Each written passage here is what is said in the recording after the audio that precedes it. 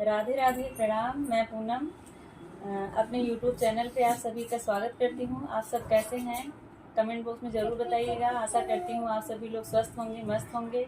आज हम लोग बहुत सुंदर, बहुत पुराना उठान गीत लेके आए हैं। आप लोग सुनिए।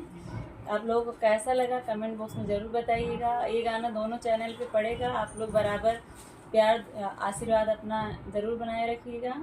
सीमा यादव, आप तीनों जन एक साथ हैं। सीमा यादव के चैनल पे और पूनम सरिता संगीत पे।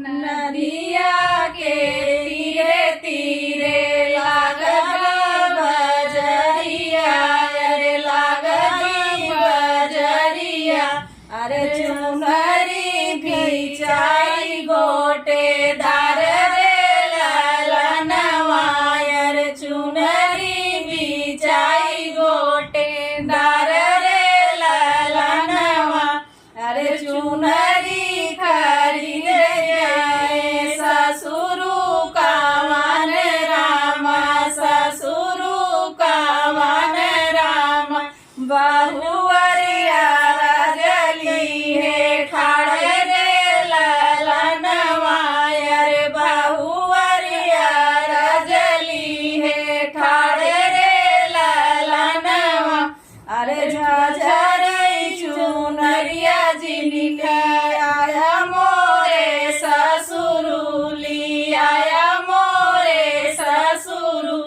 अरे सेनुरा झलक सिर मांग रे ललनवा, अरे सेनुरा झलक सिर मांग रे ललनवा, अरे नदिया के तीरे तीरे लागली बजरिया, अरे लागली बजरिया, अरे चुनरी बिछाई गोटेदार रे ललनवा, अरे चुनरी बिछाई गोटेदार रे ललनवा, अरे चुनरी खरीद गए जेठवा कावन रामा, जेठवा कावन रामा, बहुवरिया रजली है खाड़े रे